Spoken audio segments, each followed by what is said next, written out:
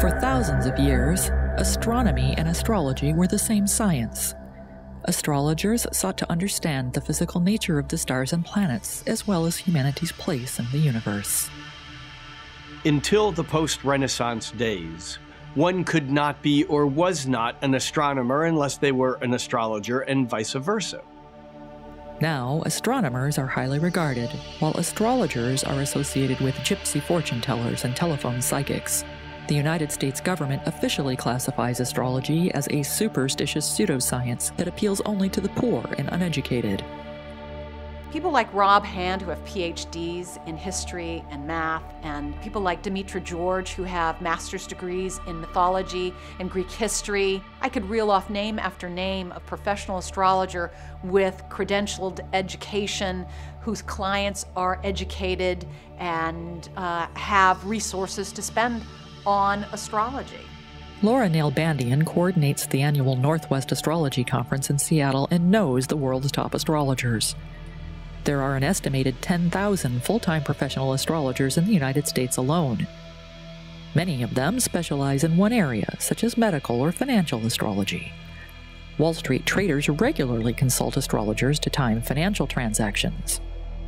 Astrology has an incredibly complicated PR problem, because most people who think they know what astrology is only know what their perception of astrology is. And to me, astrology is something very different than the person who might be on the street reading their daily horoscope column. Rick Levine is an internationally known astrologer living in Redmond, Washington, which most people know is the home of Microsoft. As a young man, he was keenly interested in science and math and went to college to become a math teacher.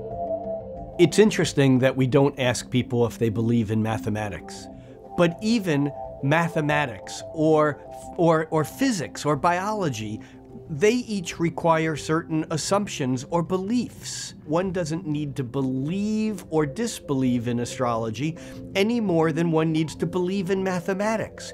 It's information.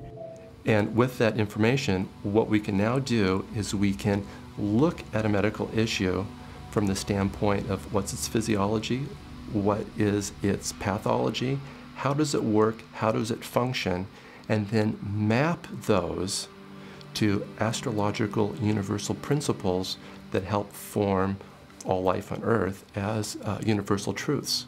Stephen Schroyer began his career as an army medic. He's writing a book about medical astrology which has its roots in ancient Greece. Galileo and Kepler, the founders of modern astronomy, knew the fundamentals of medical astrology.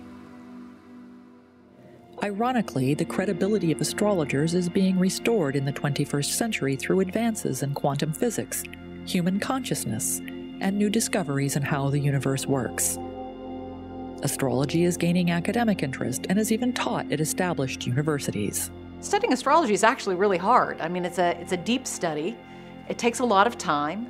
One of the things that strikes me about astrology that I find fascinating is that it's the only subject that I know of that the church and science seem to be able to agree on. Their reasons for wanting astrology out of the picture are very different, but they both agree that astrology is dangerous.